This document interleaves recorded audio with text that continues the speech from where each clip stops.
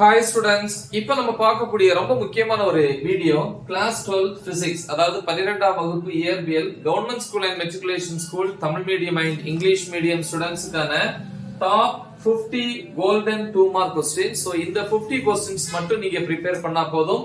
அதுவும் specially for average students public exam 2025க்கு கண்டிப்பா நீங்க வந்து 6 2 மார்க்ஸ் வந்து நீங்க அட்டெண்ட் பண்ணிடலாம். ஓகேவா? டாப்பர்ஸ் வந்து நான் ஏற்கனவே 70க்கு 70 மார்க்ஸ் வீடியோ வந்து அப்லோட் பண்ணிருக்கிறேன். அந்த வீடியோட லிங்க் இந்த வீடியோ டிஸ்கிரிப்ஷன்ல கொடுத்திருப்பேன். அதை மட்டும் நீங்க ப்ரிப்பேர் பண்ணாலே போதும், நீங்க சென்டா வாங்கலாம். ஓகேவா? சரி, சோ இது வந்து ஸ்பெஷலா ஃபார் ஆவரேஜ் ஸ்டூடெண்ட்ஸ் அப்படின்னு சொல்லலாம். அந்த டாப் 50 கொஸ்டின்ஸ் என்ன, அதுல 1-2 முக்கியமான சம்மும் ஆட் பண்ணியிருப்பேன். ஏன்னா கம்பல்சரி ஒன்று கேட்பாங்க இல்லையா, சரியா சேர்த்து. ஓகே, ஃபர்ஸ்ட் யூனிட் 1ல வருவோம். முதல் அலகு first question, what is mean by action at points? அதுக்கு இன்னொரு பேரு கொரோனா டிஸ்சார்ஜ். தமிழ்ல ஒளிவட்ட மின்னிறக்கம் அல்லது கூர்முனை செயல்பாடு என்றால் என்ன? கொஸ்டின் 1. ஓகே, இரண்டாவது கேள்வி, டிஃபைன் எலக்ட்ரிக் பொட்டன்ஷியல், அதாவது நிலை மின்னழுத்தம் வரையறு, அதன் அலகு யூனிட் எழுதணும். Third question, state Gauss law, Gauss விதியை கூறு. Fourth question, define electric field, மின்புலம் வரையறு. Fifth question, define capacitance, give its unit, அதாவது மின் தேக்கு திறன் வரையறு, அதன் அலகை தருக. இப்படி 5 questions வந்து யூனிட் 1ல வந்து நீங்க படிக்கணும். அப்புறம் இந்த யூனிட் 1ல ஒரு 1 or 2 ப்ராப்ளம், சிம்பிளான கணக்குகள் என்ன அப்படின்னா, எக்ஸாம்பிள் எடுத்துக்காட்டு 1.11 1.24 பாருங்க போதும். நெக்ஸ்ட் வந்து யூனிட் 2 போறீங்க. யூனிட் 2ல ஃபர்ஸ்ட் கொஸ்டின், டிஃபைன் அல்லது what is Peltier effect, Peltier விளைவு என்றால் என்ன.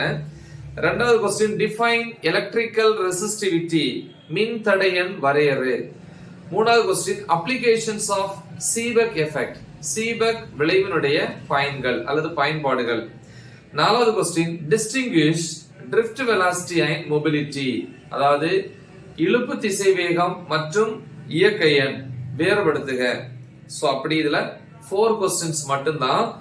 இந்த 4 கொஸ்டின்ஸ் கூட யூனிட் 2ல வந்து நீங்க என்னென்ன ப்ராப்ளம்ஸ் பார்க்கணும் அப்படின்னு பாத்தீங்கன்னா, எக்ஸாம்பிள்ல எடுத்துக்காட்டுல 2.2 2.5 2.13 2.27 எக்ஸசைஸ் புக் பேக்ல பயிற்சி கணக்குகள் இருக்கு இல்லையா, அதுல 3rd 4th. இந்த சில ப்ராப்ளம்ஸ் பாத்தீங்கன்னா இப்ப 2 மார்க்ஸ்ல சில நேரம் கேட்பாங்க, சில நேரம் இதை வந்து 3 மார்க்லயும் கேட்பாங்க. அதனால 2 மார்க் அடுத்து நான் வந்து 3 மார்க்ஸ் வீடியோ அப்லோட் பண்ணுவேன். சோ அதையும் தெளிவா பாருங்க 3 மார்க்ஸ்க்கு. ஓகேவா? இந்த சம் அங்கேயும் யூஸ் பண்ணலாம். Okay, good. அடுத்து வந்து பாத்தீங்கன்னா யூனிட் 2ல வந்து எக்ஸாம்பிள்ல 2.3 2.4 கேட்கலாம். இவ்வளவு படிச்சிடலாம் இல்லையா? குட். சரி, அடுத்து யூனிட் 3 வாங்க. யூனிட் 3ல வந்து 5 கொஸ்டின்ஸ் தான். ஃபர்ஸ்ட் கொஸ்டின் பாத்தீங்கன்னா, ஸ்டேட் ஆம்பியர்ஸ் சர்க்யூட் அல்ல, ஆம்பியரின் சுற்று விதியை கூறு. இரண்டாவது, how will you increase the current sensitivity of a galvanometer, galvanometerின் மின்னோட்ட உணர்வு நுட்பத்தை எவ்வாறு அதிகரிப்பாய். Third question, define ampere, ampere வரையறு. Fourth question, Fleming's left hand rule, ஃப்ளமிங்கின் இடக்கை விதியை கூறு. Fifth question, what is mean by hysteresis, காந்த தயக்கம் அப்படின்னு சொல்லலாம் இல்லையா. சோ காந்த தயக்கம் என்றால் என்ன? சோ இந்த யூனிட் 3ல வந்து ஒரே ஒரு ப்ராப்ளம் மெயினா பாருங்க 2 மார்க்குக்கு, எக்ஸாம்பிள் 3.10. சரி, அப்படியே நெக்ஸ்ட் வந்து யூனிட் 4 போவோம். யூனிட் 4ல வந்து பாத்தீங்க அப்படின்னா 5 கொஸ்டின்ஸ். ஃபர்ஸ்ட் கொஸ்டின் என்ன, ஸ்டேட் லென்ஸ் லா, லென்ஸ் விதியை கூறு. Second question, what are the ways of producing induced EMF, அதாவது தூண்டப்பட்ட மின்னியக்கு விசையை உருவாக்கும் வழிமுறைகள். Third question, Fleming's right hand rule, அதுக்கு இன்னொரு பேர் கூட இருக்கு, ஜெனரேட்டர் ரூல். தமிழ்ல மின்னியற்றி விதியை கூறு அல்லது ஃப்ளமிங்கின் வலக்கை விதியை கூறு அப்படின்னு சொல்லுவாங்க. Fourth question, define Q factor அல்லது குவாலிட்டி ஃபேக்டர்னு சொல்லுவாங்க. தமிழ்ல வந்து எப்படி சொல்லுவாங்க, Q காரணி வரையறு அல்லது தரக்காரணி வரையறு அப்படின்னு கேட்கலாம். Question number 5, define RMS value of an AC, alternating current, மாறு திசை மின்னோட்டத்தின் RMS மதிப்பை வரையறு. 5 questions. ஓகே, இந்த யூனிட் 4ல வந்து 2 மார்க்குக்கு வந்து நம்ம எந்தெந்த ப்ராப்ளம்ஸா நம்ம பார்க்கணும் அப்படின்னு பாத்தீங்கன்னா எக்ஸாம்பிள் எடுத்துக்காட்டுல 4.16 அதே மாதிரி எக்ஸசைஸ் புக் பேக்ல பயிற்சி கணக்கு இருக்குல்ல செகண்ட் ஒன். சரி, அடுத்து யூனிட் 5 வரீங்க. யூனிட் 5ல வந்து 3 क्वेश्चंस தான். ஃபர்ஸ்ட் क्वेश्चन என்ன தெரியுமா? Uses of infrared rays and UV rays, அதாவது அகச்சிவப்பு கதிர்கள் மற்றும் புற ஊதா கதிர்களுக்கான என்னது பயன்கள் இல்லையா? சோ ஏதாவது ரெண்டு பாயிண்ட் எழுதுங்க போதும். Second question, what is mean by displacement current, இடப்பெயர்ச்சி மின்னோட்டம் என்றால் என்ன? Third question, what are electromagnetic waves, மின்காந்த அலைகள் என்றால் என்ன? 3 क्वेश्चंस தான். ஓகேவா? சோ இது வந்து யூனிட் 5 பொறுத்த வரைக்கும் யூனிட் 5ல வந்து என்னென்ன ப்ராப்ளம்ஸ் ஆர் கம்பல்சரி பார்த்தனும் பாத்தீங்கன்னா எக்ஸாம்பிள்ல 5.2 5.3 பார்த்தா போதும். சரி, சிம்பிள் சம் தான். அடுத்து வந்து பாத்தீங்கன்னா யூனிட் 6க்கு வரீங்க. யூனிட் 6ல வந்து பாத்தீங்கன்னா 6 क्वेश्चन படிப்போம். ஃபர்ஸ்ட் क्वेश्चन பாத்தீங்கன்னா what are paraxial and marginal rays, அண்மை கதிர்கள் மற்றும் ஓர கதிர்கள் என்றால் என்ன? இரண்டாவது, why does sky appear blue, வானம் ஏன் நீல நிறமாக காட்சியளிக்கிறது? தேர்ட் क्वेश्चन வந்து reason for glittering of diamond, வைரம் ஜொலிப்பதற்கான காரணம் என்ன? fourth question, reason for reddish appearance of sky during sunset and sunrise, அதாவது சூரிய உதயம் மற்றும் சூரியன் மறையும் போது வானம் ஏன் சிவப்பு நிறமாக காட்சியளிக்கிறது? fifth question பாத்தீங்கன்னா define critical angle and total internal reflection, அதாவது மாறுநிலை கோணம் மற்றும் முழு அக எதிரொளிப்பு வரையறு. ஆறாவது question, what are the conditions to achieve total internal reflection, முழு அக எதிரொளிப்பு நடக்க என்னென்ன நிபந்தனைகள்? சரி, சோ இது வந்து யூனிட் 6. இந்த யூனிட் 6 பொறுத்த வரைக்கும் ஒரு 2 ப்ராப்ளம் பாத்துக்கலாம் 6ல. எக்ஸாம்பிள் எடுத்துக்காட்டுல 6.5 6.15 அவ்வளவுதான். அப்படியே யூனிட் 7 வரீங்க. யூனிட் 7ல என்னென்ன क्वेश्चंस பார்ப்போம். First question, differentiate Fresnel and Fraunhofer diffraction, அதாவது ஃப்ரெனல் மற்றும் ஃப்ரான்ஹோஃபர் விளிம்பு விளைவு வேறுபடுத்துக. இரண்டாவது வந்து ஸ்டேட் மேலஸ் விதியை கூறு. இது ஆல்ரெடி நான் 3 மார்க்ல கொடுப்பேன். சோ நீ அங்க ப்ரிப்பேர் பண்ணா போதும், இங்க தேவையில்லை. ஓகே, பட் மைண்ட்ல வச்சுக்கோங்க. Then what is double refraction, இரட்டை ஒளிவிலகல் என்றால் என்ன? Third question, state Huygens principle, Huygens தத்துவத்தை கூறு. Fourth question, what is Rayleigh's criterion, இல்லையா ராலே நிபந்தனைன்னு சொல்லுவாங்க.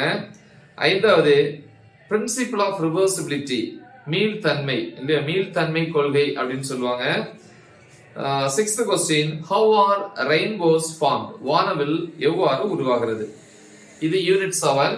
இந்த யூனிட் 7 பொறுத்த வரைக்கும் நம்ம என்னென்ன கணக்கு சார் பாத்துக்கணும் அப்படின்னு பாத்தீங்கன்னா எக்ஸாம்பிள் எடுத்துக்காட்டுல 7.2 7.17 புக்கு பின்னாடி வந்து எக்ஸசைஸ் இருக்கு இல்லையா பயிற்சி கணக்கால ஃபர்ஸ்ட் ஒன் அவ்வளவுதான். அப்படியே வந்து 8th யூனிட்டுக்கு வரீங்க. அதுல என்னென்ன क्वेश्चंस சார் பார்க்கணும்? 8வது யூனிட்ல first question, uses of x rays, x கதிரின் பயன்கள். இரண்டாவது, why electrons are used in microscope instead of x rays, அதாவது x கதிருக்கு பதிலாக நுண்ணோக்கியில வந்து ஏன் வந்து எலக்ட்ரான்களை பயன்படுத்துறாங்க. மூணாவது கேள்வி, define threshold frequency, பயன் தொடக்க அதிர்வெண் வரையறு.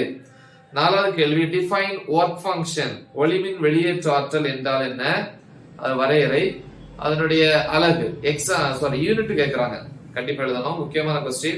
Fifth question, define stopping potential, அதுக்கு இன்னொரு பேரு கட் ஆஃப் பொட்டன்ஷியல், தமிழ்ல நிறுத்து மின்னழுத்தம் அல்லது வெட்டு மின்னழுத்தம் வரையறு. ஆறாவது question, what is mean by photo electric effect, ஒளிமின் விளைவு என்றால் என்ன? Seventh question, what is Bremsstrahlung என்றால் என்ன? எட்டாவது question, state de Broglie's hypothesis, de Broglieனுடைய கூற்று. சோ அப்படியே யூனிட் 9 வரீங்க. யூனிட் 9 பொறுத்த வரைக்கும் ஓகே, யூனிட் 9 வரீங்க. நம்ம வந்து யூனிட் 8ல வந்து क्वेश्चन சொல்லிட்டோம். பட் அது என்ன கணக்கு சார்? ஒரே ஒரு கணக்கு நீங்க பாருங்க.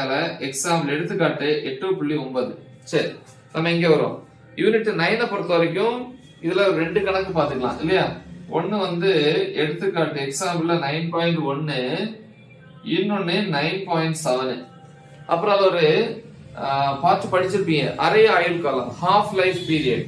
என்ன formula? T of is equal to 0.6931 by lambda வரும். அதுல இந்த lambda equal to எப்படி எழுதலாம்? 0.6931 by T of.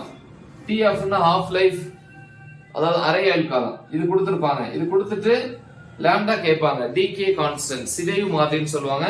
இந்த மாடல்ல ஒரு ப்ராப்ளம் இருக்கலாம். சிம்பிள் பாத்தீங்களா? ஓகே, எனிவே இதுல என்னென்ன क्वेश्चंस படிக்கணும் யூனிட் 9ல பாத்தீங்கன்னா, ஃபர்ஸ்ட் ப்ராப்பர்ட்டீஸ் ஆஃப் நியூட்ரினோ, நியூட்ரானுடைய பண்புகள். இரண்டாவது டிஃபைன் அட்டாமிக் மாஸ் யூனிட், அணு நிறை அலகு வரையறு. மூணாவது what is activity or decay rate, give its unit, கதிரியக்க செயல்பாடு அல்லது சிதைவு வீதம் என்றால் என்ன, அலகு தருக. நாலாவது क्वेश्चन டிஃபைன் அயனைசேஷன் எனர்ஜி, அயனியாக்க ஆற்றல் வரையறு. ஐந்தாவது கேள்வி டிஃபைன் கியூரி, கியூரி வரையறு. அப்படியே யூனிட் 10 வரீங்க. யூனிட் 10ல வந்து first question what is mean by doping, மாசூட்டல் என்றால் என்ன. இரண்டாவது what is skip distance and skip zone, அதாவது தாவு தொலைவு மற்றும் தாவு பரப்பு என்றால் என்ன. மூணாவது கேள்வி வாட் இஸ் ரெக்டிஃபிகேஷன், திருத்துதல் என்றால் என்ன. நாலாவது கேள்வி differentiate intrinsic and extrinsic semiconductors, அதாவது உள்ளார்ந்த மற்றும் புறவியலான குறைகடத்திகளுக்கு இடையேயான வேறுபாடுகள். ஐந்தாவது கேள்வி what is biasing, give its types, சார்பளித்தல் என்றால் என்ன, அதன் வகைகளை தருக. ஆறாவது கேள்வி வந்து பர்காஷன் கண்டிஷன்ஸ் கேட்பாங்க, பர்காஷன் நிபந்தனைகள் 2 point. Seventh question what are universal gates, அதாவது பொது கேட்டுகள் என்றால் என்ன அப்படின்னு கேட்கலாம், அல்லது காமன் கேட்ஸ் சொல்லுவாங்க. ஓகே, லாஸ்டா differentiate avalanche and Zener breakdown, சரிவு முறிவு மற்றும் செனர் முறிவு வேறுபடுத்துக. இது யூனிட் 10ல. சோ அவ்வளவுதான். அடுத்து யூனிட் 11 வரீங்க, சம்மு கொடுக்கல. யூனிட் 11ல வந்து ரெண்டே क्वेश्चन. ஒன்னு வாட் ஆர் பிளாக் ஹோல்ஸ், கருந்துளைகள் என்றால் என்ன. ரெண்டாவது difference between nano material and bulk material, நானோனா நானோ பொருட்கள் சொல்லலாம், பல்க்னா இல்லையா ஒரு பெரிய ஒரு பொருள். சோ இந்த ரெண்டுக்குள்ள வேறுபாடு என்ன, ரெண்டு பாயிண்ட் கொடுத்திருப்பாங்க. இவ்வளவுதான்ப்பா. இவ்வளவு क्वेश्चंस நீங்க கண்டிப்பா ப்ரிப்பேர் பண்ணாலே 6 2 மார்க்ஸ் இல்லையா, நம்ம வந்து 6 2 மார்க்ஸ் அட்டெண்ட் பண்ணனும். இந்த 12 மார்க் நம்ம என்ன பண்ணிரலாம், எடுத்துடலாம். முக்கியமான ஒரு வீடியோ, நல்ல தெளிவா பிராக்டீஸ் பண்ணுங்க. மறக்காம இதை உங்க ஃப்ரெண்ட்ஸுக்கு ஷேர் பண்ணுங்க. Right the example. All the best. Thank you.